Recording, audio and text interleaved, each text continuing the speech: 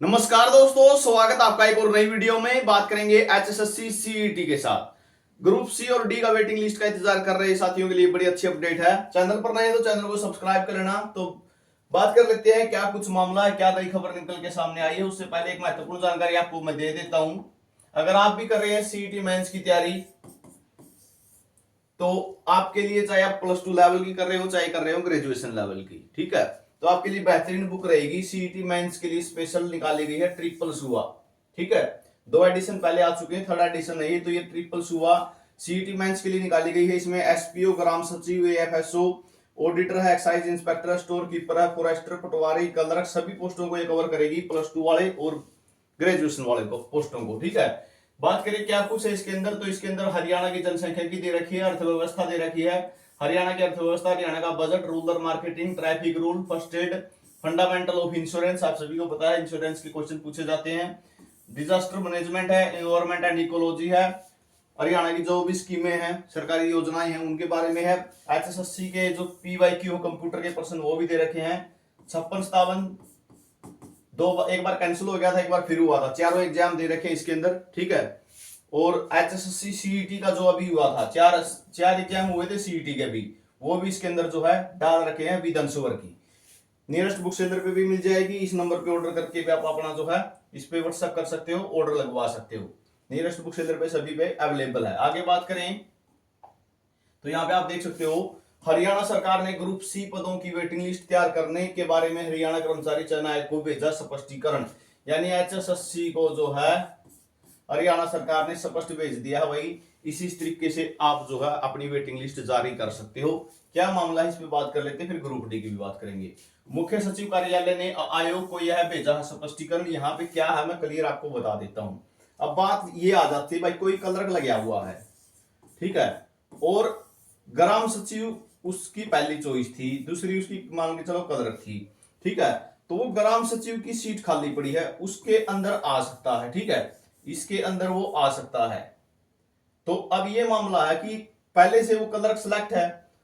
Waiting list वैसे कैसे लगती है कि लगभग जो पद खाली पड़े उनको भर देना, लेकिन यहाँ पे जो क्लर्क लगा हुआ है वो तो पहले ही सीट भरी हुई है, लेकिन ग्राम सचिव की जो खाली सीट है वो उस पे आगे चला जाएगा, फिर क्लर्क की खाली हो जाएगी।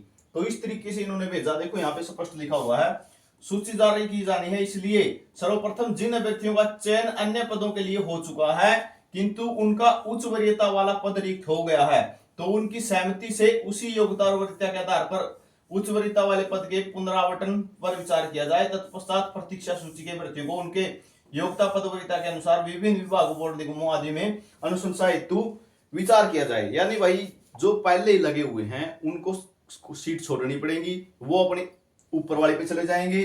कोई क्लर्क है तो वो ग्राम सचिव पे चला जाएगा, ठीक है।